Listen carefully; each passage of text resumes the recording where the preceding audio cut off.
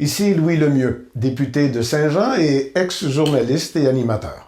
La chaîne YouTube que vous regardez en ce moment, Studio Saint-Jean, c'est ma chaîne au service de ma communauté. Comme ça, j'espère pouvoir aider les gens d'ici à mieux communiquer entre eux et avec vous. L'idée, c'est que les citoyens, les groupes communautaires, les organismes qui viennent me rencontrer dans le bureau ont beaucoup à dire et je voudrais que beaucoup plus de gens l'entendent. Donc, comme ça, tout le monde, vous y compris, allez savoir qui ils sont, ce qu'ils font, pourquoi ils le font, comment ils le font et pour qui ils le font. Abonnez-vous à ma chaîne, j'en ai tout plein comme ça. Vous vous souvenez sûrement quand j'ai commencé à faire des vidéos et à parler sur Facebook de mon bureau de comté, je disais toujours, je suis tellement bien placé dans le Vieux-Saint-Jean, en arrière de l'hôtel de ville, à côté de la cathédrale, juste voisin du musée puis du marché. J'arrête pas de parler du musée, inquiétez-vous pas, je fais pas juste en parler, j'y suis allé quelques fois. Et là, il était temps qu'on parle du musée dans Studio Saint-Jean, et c'est pour ça que France Bourassa du musée est avec nous. Bonjour. Bonjour. Vous faites quoi au musée, vous? Moi, je suis directrice générale. Bon, mais c'est la bonne personne, je parle tout le temps au président, puis lui, tout ce qu'il fait, c'est de me demander de l'argent. Moi aussi, ça va m'arriver. Okay, on va prendre des notes. Non, je blague. J'en ai pas d'argent. Mais il y a plein de choses qui se passent chez vous. Oui. Et ça, c'est magnifique. À cause du marché, forcément, vous êtes toujours en action avec tout le monde qui sont autour. Mais il y a des saisons, des hautes saisons aussi pour le musée avec des expositions particulières. Oui, mais en fait, c'est qu'on est ouvert, nous, à l'année. Effectivement, il y a des saisons où c'est plus achalandé, comme l'été, il y a un dynamisme dans le Vieux-Saint-Jean, notamment aussi à cause du marché public et tout, mais à longueur d'année, on a vraiment des expositions, on a entre 3 et 4 expositions temporaires par année, donc on fait rouler, qu'on change régulièrement, en plus de l'exposition permanente qui, elle, est installée là pour un bon, normalement, c'est à peu près 10 ans, puis on l'a inaugurée en 2017. Bon, fait qu'on est bon pour un bout, là. Oh, il reste encore 8 ans. Avant de parler des expositions, parlons des salles. Oui. D'abord, quand on arrive au musée, par la porte d'en avant, il y a l'espèce de boutique, l'accueil, tout ça.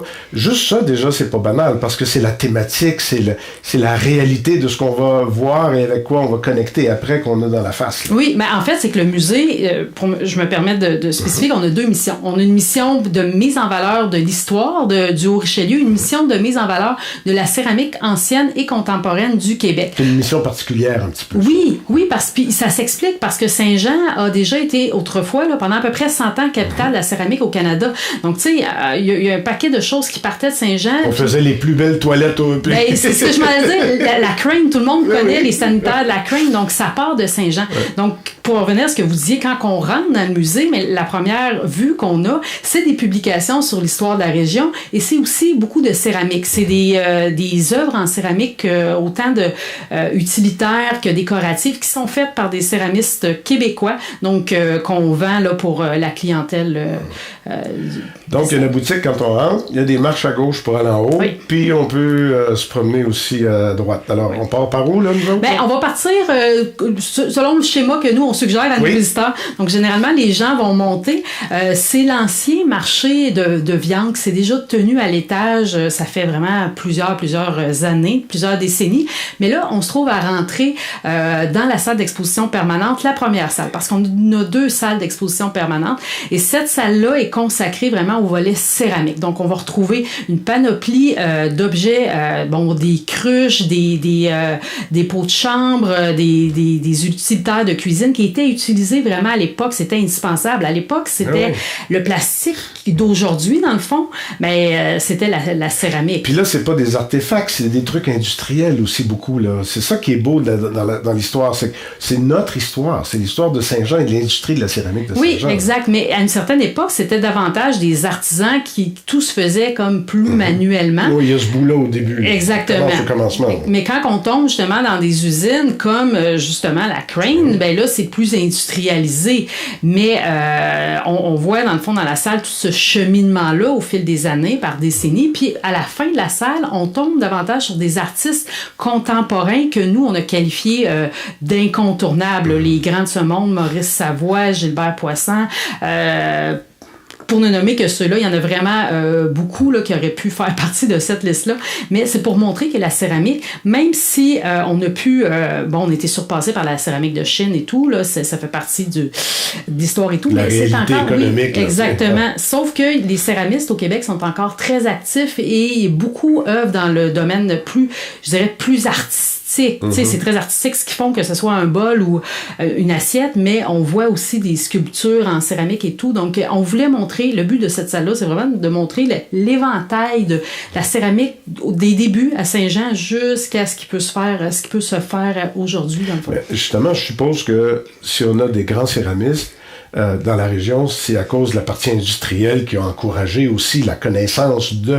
Mais au musée, on fait pas de tout, mais on passe par toutes les gammes de l'importance de la céramique.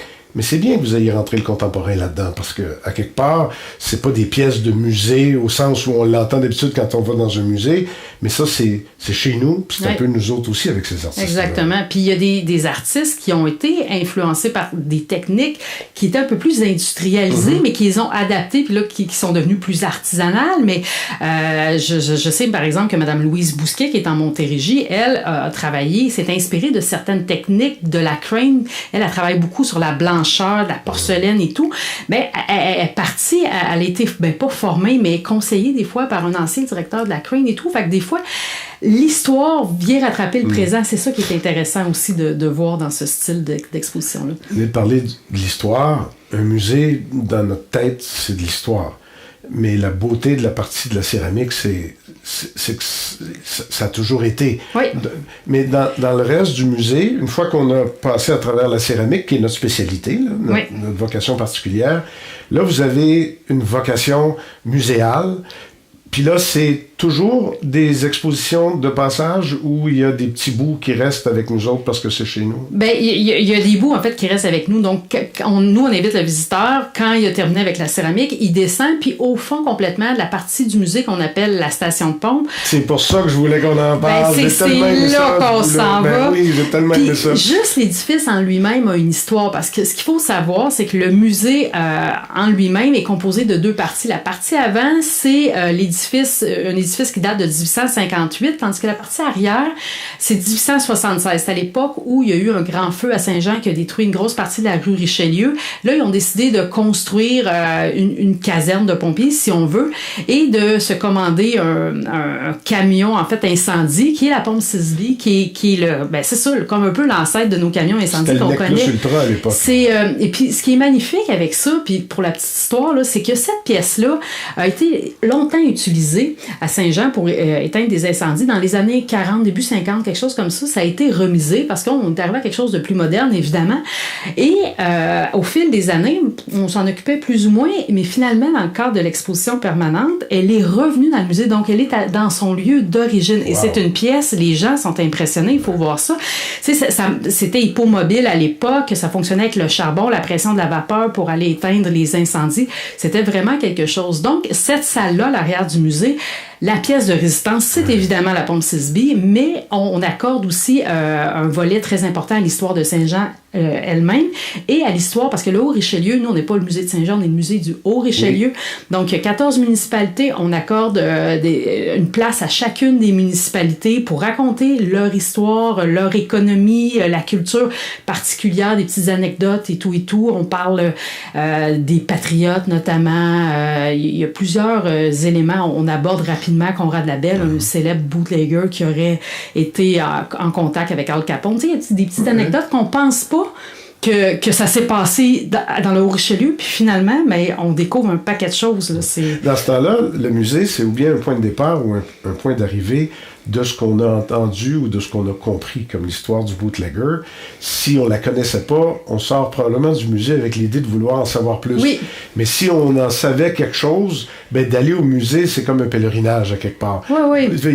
C'est aux deux bouts de l'histoire, c'est ça qui est magnifique. Oui, mais je comprends ce que vous voulez dire, puis notre but à nous aussi, c'est notamment de dire, justement, les gens, peut-être qu'ils connaissent pas ça, ils vont vouloir en savoir plus, mais des fois, c'est les gens qui ont des choses à nous raconter que nous, on savait pas. C'est ça qui est impressionnant aussi. Des fois, on a juste mis une petite phrase sur un sujet particulier, puis là, il y a des gens qui viennent nous jaser ça, puis moi, je me souviens, puis ça déclenche des souvenirs. C'est notre travail aussi de déclencher des souvenirs. Puis ça nous fait tellement plaisir quand les gens finissent le circuit dans le musée, arrivent à l'accueil, puis ça m'a fait tant penser à telle chose, puis j'ai connu ça, moi, puis ça, là, c'est précieux, c'est vraiment précieux.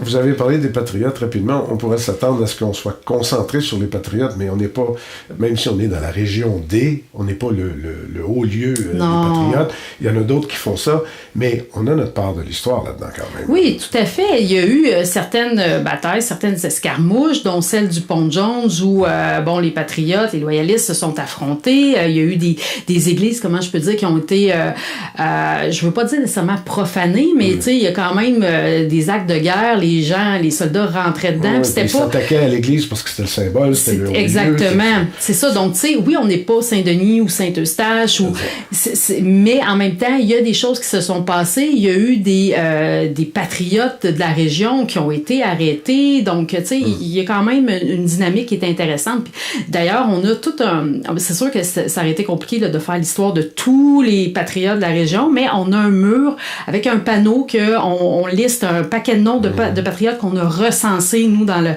Haut-Richelieu. C'est pour ça que je voulais en parler, parce que ça nous fait du bien à chaque fois. C'est pas juste... Tu sais, on va voir une exposition, on va voir l'exposition permanente, mais c'est tellement plus riche, c'est tellement plus vaste, il y a tellement plus de choses.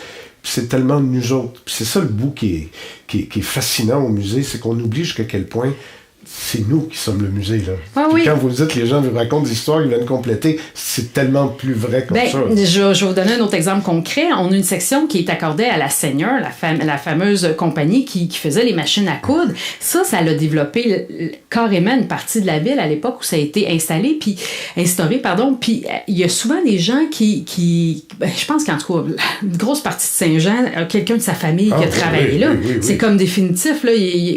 C'est des déclencheurs à souvenir. Ça, c'est des petites perles comme ça, là, ici et là, qui vont chercher les gens. Puis, tu sais, dans tout ce processus-là, on essaie aussi d'intégrer, pas de donner aux gens tout cru nécessairement, de dire voici ce qu'on a choisi pour vous.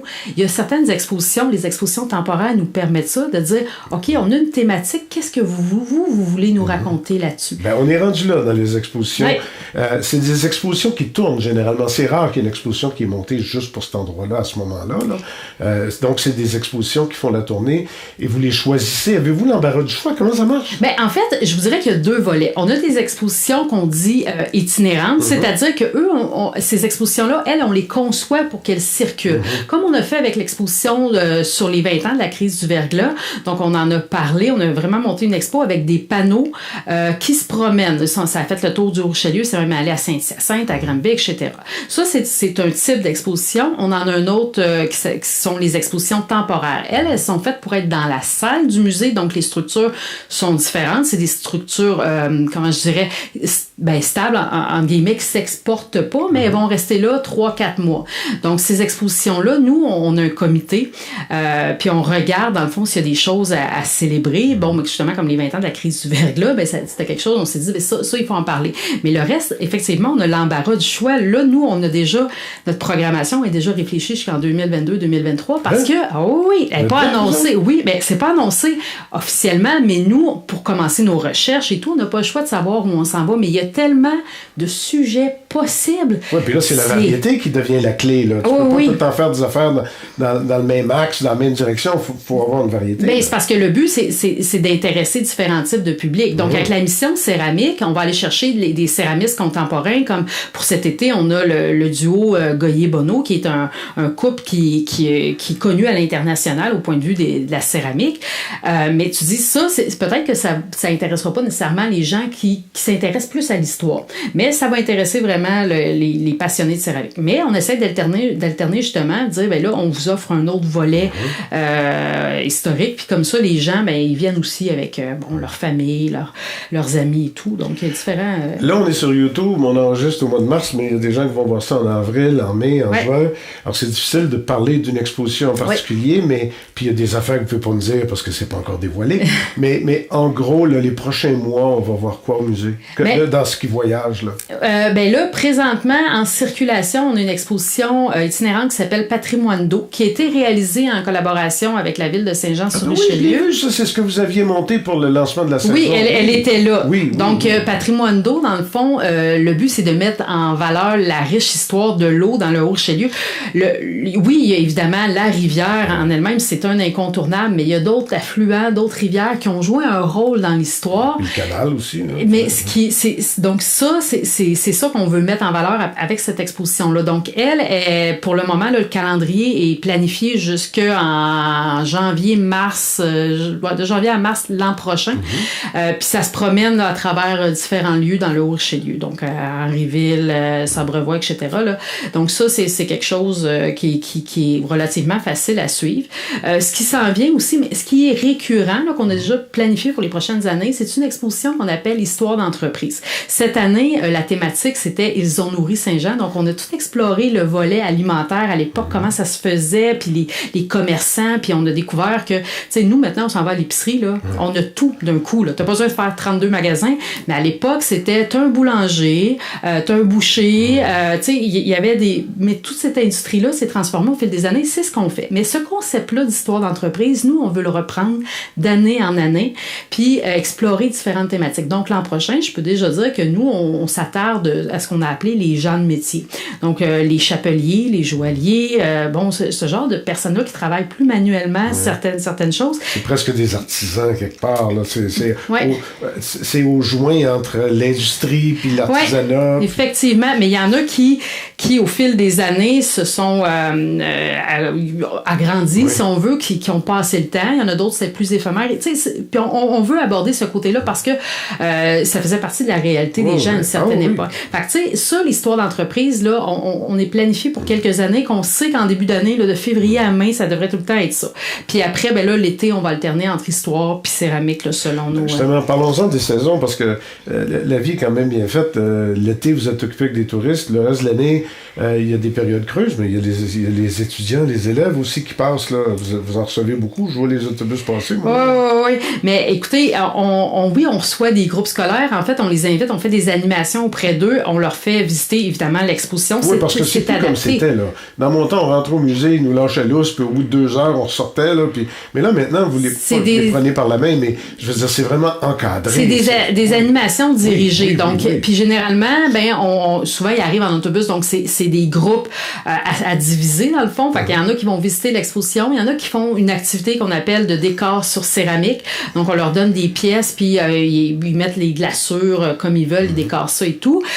Puis l'exploration aussi d'argile qu'on fait, ils peuvent manipuler vraiment l'argile. Il va être populaire auprès des écoles parce qu'il y a vraiment un beau mélange d'histoire, mais d'animation, puis de toucher aussi. C'est rare que dans les musées, on dit, voulez-vous en faire, vous autres aussi? Là?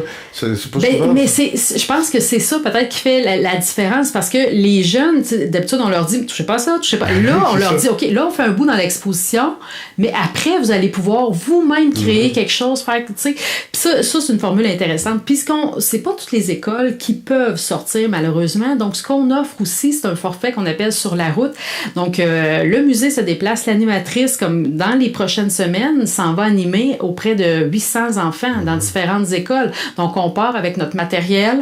On a ce qu'on appelle notre coffre d'animation, si on veut, avec des pièces anciennes ou des reproductions de pièces anciennes qu'on leur montre. On a des PowerPoints, si on veut, pour des conférences et tout. Mais on sort aussi le décor sur céramique. Donc, toutes les glaceurs, les pièces et tout, on amène ça à l'école. Puis, tu sais, pour les gens, pour les écoles qui peuvent pas sortir, c'est facilitant. Puis nous, on remplit notre mission en même temps aussi de leur passer l'histoire et la céramique, puis ils sont heureux. Là, les écoles peuvent pas toujours venir, alors que les ateliers peuvent se rendre à eux. Pour eux, ça fait autant sur le côté monétaire puis financier, puis pour les finances, c'est aussi bien pour le musée d'aller présenter un atelier que de recevoir les gens.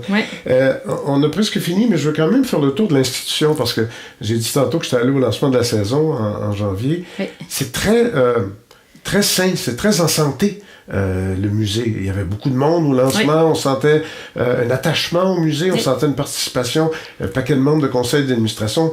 Je veux pas dire ça va bien, la vie est belle, mais je veux dire, ça va bien, là, c'est en santé. Ça va bien, puis on a de plus en plus de gens qui nous découvrent, puis des fois de façon inusitée. C'est-à-dire, oui, il y en a qui vont venir pour voir les expositions, mais il y en a qui viennent parce que nous, chaque mois, on tient des décors sur céramique pour le grand public. Il y en a qui entendent parler de ça m'intéresse, une petite activité artistique et tout. Puis là, à un moment donné, ils font comme, il y a un musée, puis ils reviennent avec leur famille et tout. Donc, on développe un peu, des fois, par une porte sur le côté, si on veut, cette clientèle-là. Puis on a de nouvelles personnes de fois en fois. Donc, il y a un dynamisme qui est là, honnêtement, dont on est très, très fiers. Donc, et puis les gens sont impliqués. Puis ils se sentent impliqués. Tout à l'heure, tu sais, je disais, on est générateur de souvenirs, mais on fait appel aussi au grand public, dire, on a une exposition sur la Seigneur, une exposition sur la Crane, une exposition sur tel truc. Si vous êtes intéressé à venir témoigner, appelez-nous. Puis, tu sais, là, les gens, là, ça se parle, là, puis on parle de mon grand-père, on parle. Fait qu'ils se sentent impliqués. Ça génère, ça a une action très positive sur l'audience du musée. Ça, puis on se doute pas aussi jusqu'à quel point on est capable de faire une énorme différence comme citoyen quand on reçoit de la visite. Puis, je sais, moi, je l'ai fait, il y a du monde qui me disent « Ah, c'est bien beau, ça, c'est quoi ça? » Ben, c'est la Seigneur, ça, ou telle affaire. Ouais. Puis là, on devrait avoir le réflexe de dire « Hey, on peut aller au musée. Ouais. On est en vacances, on est en fin de semaine, on va aller au musée. » Puis là, au musée, tu vas vraiment voir de quoi je parle au lieu de juste dire « Ça, c'est la Seigneur », comme si tout le monde savait ce que c'est. Ouais. Tout le monde sait que c'était des machines à coudre, mais l'importance que ça a eu ici, c'est énorme. La céramique, on l'a oublié, là, on l'a encore dans la mémoire, mais c'est plus contemporain de la même façon. Mais moi, je pense que, en fait, les gens de Saint-Jean, de la région, il faut qu'ils perçoivent que dans l'histoire du Québec et même du Canada, on a eu un rôle majeur à jouer. Il y a plein de choses, on parlait de la Crane tout à l'heure, mais ça partait d'ici, mais il y a des... le premier train... Oui, le chemin de fer qui reliait la prairie... Ça part d'ici. Oui. Donc, tu sais, c'est le premier train au Canada. Savez-vous quoi? Le bateau, là, pas le bateau, mais le chemin de fer, c'était pour prendre les bateaux qui arrivaient du Richelieu, qui s'en allaient à Montréal. Là, il y a des croisières qui sont en train de s'organiser aux États-Unis. Ils veulent faire descendre les touristes pour plusieurs jours, plusieurs nuits, les descendre jusqu'à Saint-Jean. Puis là, ils m'ont appelé, puis ils voulaient me parler de ça. Puis ils ont dit, on veut les amener à Montréal en autobus. Ben non, on va les emmener en train. C'est en train que ça se passait. J'avoue, il y a une continuité. Mais on oublie jusqu'à quel point. On réinvente rien, personne, là, à quelque part. Là, et vous avez totalement raison. L'histoire du train au Canada, tout le monde pense que ça s'est fait ailleurs. C'est chez nous que ça s'est fait. Il y a plein de choses qui se sont jouées ici à Saint-Jean et que les gens ne savent pas, mais on peut être très fiers de notre région. On peut, à une certaine époque, le transit commercial par bateau entre les États-Unis et Montréal, c'était ici. Oui, c'était la plaque tournante. On a déjà été le 4e port, si ma mémoire est bonne, la 4e port en importance au Canada, port intérieur. C'est pas rien, là. Donc, il y a un paquet de choses que les gens, en faisant le tour d'exposition, réalisent que, Saint-Jean et le Haut-Richelieu, c'est pas une petite histoire, c'est une histoire qui a eu une incidence importante dans le Québec. Vous dites les gens réalisent. Dans le fond, on veut pas qu'ils apprennent, on veut qu'ils comprennent. Le musée, c'est beaucoup ça aussi. On n'est pas dans l'apprendre, c'est pas de la pédagogie. Il y a une démarche avec les élèves et tout ça, mais c'est pas de la pédagogie. On vient pas vous bourrer le crâne, on vient vous permettre de comprendre votre environnement d'hier. Ouais. Puis on regarde aujourd'hui, puis c'est encore là. Tu sais, le bord de l'eau, il est encore où il était. Le bord de l'eau est encore là. Pourquoi on a des tels noms de rues? Mais c'est pas pour rien. Il y a eu des politiciens, il y a eu des médecins. Tu sais, Boutillier, c'est un nom très connu, mais c'était qui, Boutillier? C'était un médecin qui a fait beaucoup pour Saint-Jean. D'ailleurs, Dave Turcotte, mon prédécesseur, est venu à mon bureau du Parlement cette semaine. Et je lui ai montré les cadres que j'avais accrochés, que lui avait mis dans sa salle de conférence de tous les députés de la région. Lui, il est le 17e, moi, je suis le 18e. Mais j'ai perdu un cadre. OK. Il m'a dit, il t'en manque un. Je dis, voyons donc. Il dit, oui, il te manque le premier, Bourassa. Je dis, voyons donc, je l'avais pas dans les boîtes, là, voyons. Là. Puis il m'a dit, de toute façon, il faut que j'aille au musée pour voir avec eux autres aussi. Il dit, c'est le fun que tu as mis ça là. Moi, j'ai numérisé les cadres, les photos pour ici. Là. Mais là, il dit, peut-être qu'au musée, on devrait faire un petit quelque chose aussi. J'ai dit, appelle-moi, je vais aller avec toi, c'est mes voisins, ils m'ont lui parler. Non, mais on est toujours... Mais vous avez totalement raison.